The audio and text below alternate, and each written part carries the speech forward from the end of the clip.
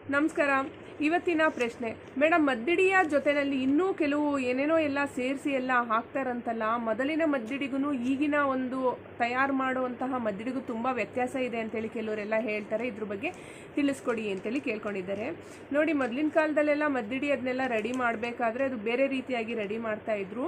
ಮತ್ತು ಇವಾಗಿನ ಒಂದು ರೆಡಿ ಮಾಡಿ ಕೊಡುವಂತಹ ಮದ್ದಿಡಿಯ ಜೊತೆಯಲ್ಲಿ ಕೆಲವೊಂದು ಭಸ್ಮ ಪ್ರಯೋಗಗಳನ್ನ ಮಾಡ್ತಾರೆ.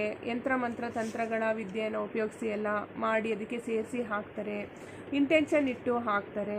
ಹೀಗೆ ಸುಮಾರು ರೀತಿಯಾಗಿರ್ತಕ್ಕಂಥ ಕೆಲವೊಂದು ಪ್ರಯೋಗಗಳನ್ನೆಲ್ಲ ಮಾಡಿ ಮದ್ದಿಡಿಯ ಜೊತೆಯಲ್ಲಿ ಹಾಕ್ತಾರೆ.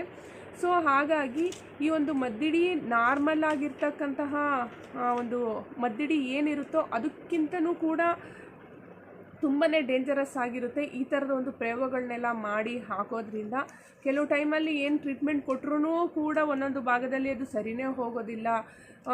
ಏಕ್ದಮ್ ಇವಾಗ ಕೆಲವೊಬ್ಬರಿಗೆ 48 ಡೇಸು ಮತ್ತು 3 ಮಂತ್ಸು 21 ಡೇಸು ಅಂಥೇಳಿ ಇರುತ್ತೆ. ಈ ಮದ್ದಿಡಿ ಬಿದ್ದಿದ್ದು ಆದಮೇಲೆ ಯಾವುದಾದ್ರೂ ಒಂದು ಭಾಗದಲ್ಲಿ ಅಲ್ಲಿ ಊನ ಆಗ್ತಾ ಹೋಗುತ್ತೆ.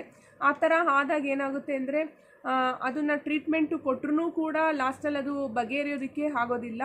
ಆ ಥರ ಒಂದು ಸನ್ನಿವೇಶ ಹೇಗಾಗುತ್ತೆ ಅಂದರೆ ಕೆಲವೊಂದು ಪ್ರಯೋಗಗಳನ್ನೆಲ್ಲ ಮಾಡಿದ ಆದಮೇಲೆ ಕೆಲವೊಂದು ಅವರ ಒಂದು ಜಾತಕವನ್ನೆಲ್ಲ ಬಂದ್ ಮಾಡ್ತಾರೆ. ಏನಾದ್ರು ಅದೃಷ್ಟ ಇರ್ತಕ್ಕಂಥದ್ದನ್ನ ಏನಾರು ಇತ್ತು ಅಂದರೆ ಅದನ್ನ ಬಂದ್ ಮಾಡಿಬಿಟ್ಟು ಆಮೇಲೆ ಅವರ ಚಕ್ರಸ್ಗಳೆಲ್ಲ ಇಂಬ್ಯಾಲೆನ್ಸ್ ಆಗೋಂಗೆ ಮಾಡಿ ಅವರ ಒಂದು ಒಳ್ಳೆ ಎನರ್ಜಿನ ಏನಿರುತ್ತೆ ಅದನ್ನು ಕಂಪ್ಲೀಟಾಗಿ ಕುಂಠಿತಗೊಳಿಸಿ ಈ ಥರದ ಒಂದು ಪ್ರಯೋಗವನ್ನು ಮಾಡ್ತಾರೆ.